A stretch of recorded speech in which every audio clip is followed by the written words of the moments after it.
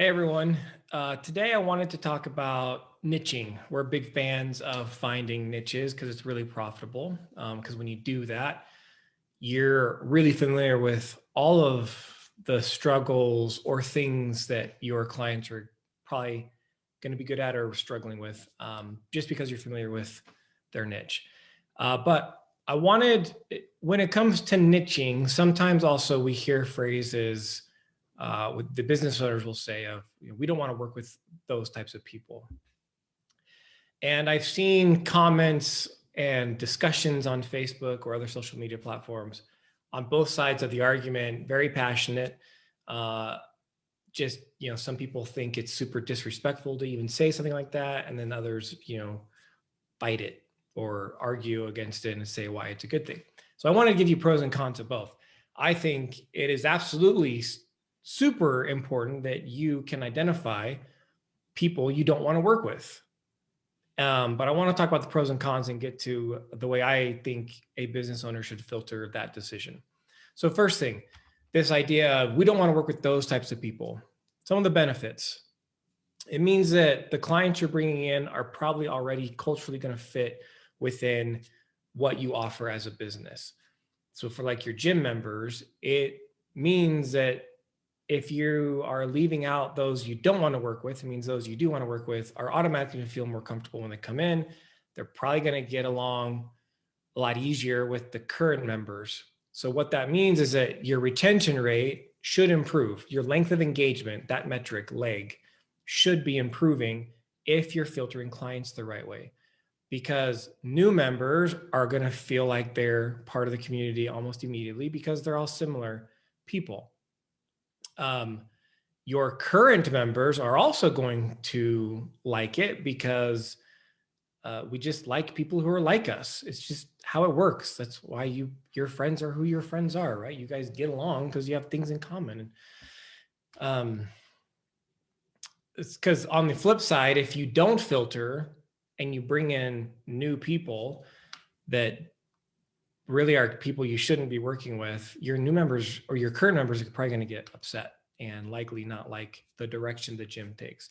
You hear horror stories of some of these gyms who used to run these, bait and switch type of marketing ads and the types of people that would bring in. And, it took after a couple months of all these bringing in, it took them like a year to recover from that bad decision of running that one ad, just because their current members are like, I don't want to come to work out if these are the types of people you're bringing in. Again, there could be good or bad from saying that. And maybe some of you are like, man, this is John, you're crossing a line here, or I'm getting close to an edge. We have to make judgments in business and we make judgments in life. There are people who you've met who you are not friends with because you made a judgment call that they're not someone that you want to have a friendship with. And there's nothing wrong with that. We're all different and we can find people who have similarities to us. Anyway, I mean, there's a whole discussion we can go on that, which I'm not going to get into from a political standpoint, but I do think we have to be tolerant of other people. But as a business owner, you can still make the decision of who you want to bring in as a client and who you don't. Okay, another pro is that if they're the right fit, they're going to value what you do. You don't have to sell them on paying your fee because they already see the benefit. There's also likelihood that your team is going to have a higher job satisfaction because they're working with people who appreciate what they do, who value the service your gym offers, and it's just much more enjoyable instead of having that curmudgeon come into the gym who's complaining the whole time, maybe wants to correct everybody, but they don't know how to do it right themselves. They talk over the coach. I mean, we know what some of these members are that we're like, this isn't going to be a good fit. So ultimately, if we have the right niche and we're filtering our clients the right way, the length of engagement should increase, which means it means that we're more profitable per client we bring in, right? The revenue that you're going to make off of that member as they're in your business is going to be more than those who aren't the right fit, because then the people who aren't the right fit will eventually leave and do it in a lot faster way. Okay, some of the cons though is that there might end up being an underserved market. So one of the things I hear a lot in the financial planning world is, as financial planners grow in their career, they often will say things like, oh, I only take people with minimum accounts of $500,000 now, or I only deal with people who have $1 million already. Well, there's a lot of people out there who have less than $1 million, but still want to get started in financial planning. And so if you're filtering that way, and you don't want to work with those people because they don't have enough money in the financial planning scenario, then there's a whole market out there then that's not getting served. Now, that's not to say I know that some business mentors talk about, and I understand the importance of when you're doing your ads and filtering it, you filter it in such a way so that you are trying to find clients who can afford what you offer. And that's great. That's great. I'm going to get to my point on that a little bit later. One of the other cons, though, is that you are filtering your clients, which means you're likely going to have more one-on-one meetings, the no sweat intros, because you are filtering in such a way that you're not going to bring on someone who you don't feel like is the right fit for your gym. So more meetings. It also means your ad costs are likely going to be higher. I know that there's companies out there who can filter things for you and send it to the right demographic. I'm telling you, it's just going to be higher from a financial standpoint. But that's okay if you remember the pros is that when you do bring on that right client, they should be sticking with you a lot longer. And most of the time, they also pay you more than those who maybe aren't the right fit. Okay, so those are some things from that aspect. I also want to say it's worth mentioning here briefly, this also applies to when we hire a team. We don't want to hire those types of people. That is a true fact. And I can tell you from experience, we've hired the wrong people in the past, and that caused a lot of work for us. It caused an increase in lost clients that were assigned to that particular professional. We have a current gym owner that we really appreciate his business, and he got the perfect storm of who he was assigned to, this team member that wasn't good. So he had a bad experience there. And then we implemented a new service and it didn't work out there. Also come to find out he has the exact same business name as another one of our clients.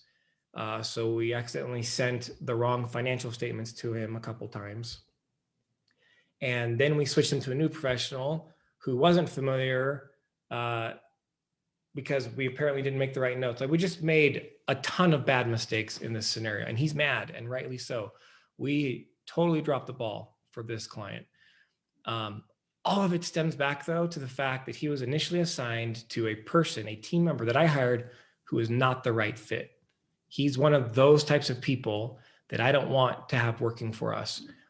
So from a financial standpoint, this is a big deal because obviously this is Profit First for Microgym. So I want to focus on the financial side of things.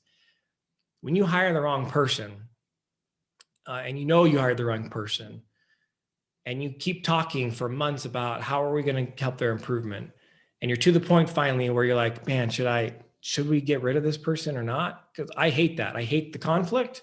I'm not very good at it. I want to believe in people that they can improve.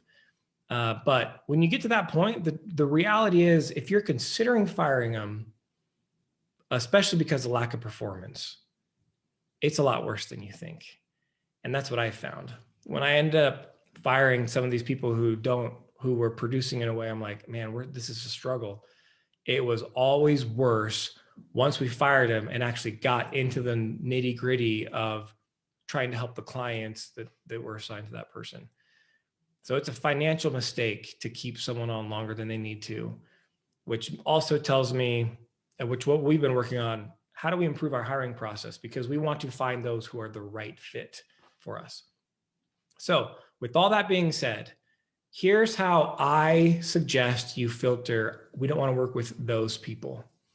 I would not ever base it solely on income, especially since I have that experience with financial planning. I think there's some wonderful clients out there who probably would make great clients for a financial planner who are just starting off. They don't have 50,000, 100,000, $500,000, $1 million, whatever these minimums these are. You could have really great clients out there that on paper don't look like they can afford what you offer, but they likely are really great clients and will value what you do.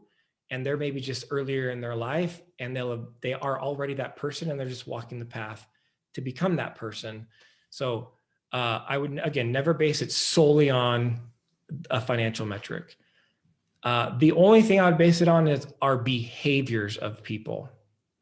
I wouldn't filter someone off of anything other than behaviors. Yes, like for us, we love working with gym owners. So we run ads for gym owners. That's not necessarily a behavior. It's a characteristic of who that person is. But so like maybe you want to work with first responders, military people. Maybe you want to work with teachers.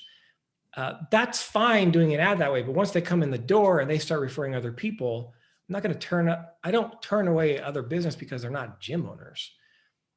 But from a behavior standpoint, if someone is the type who's like, well, I don't tolerate mistakes from other people, that doesn't work for us because we make mistakes. And so like, that's just not someone we want to be around with. They're intolerant of any sort of mistakes, which again, that behavior shows up in ways that we don't enjoy. Know-it-alls, those types of behaviors, we don't really like know-it-alls.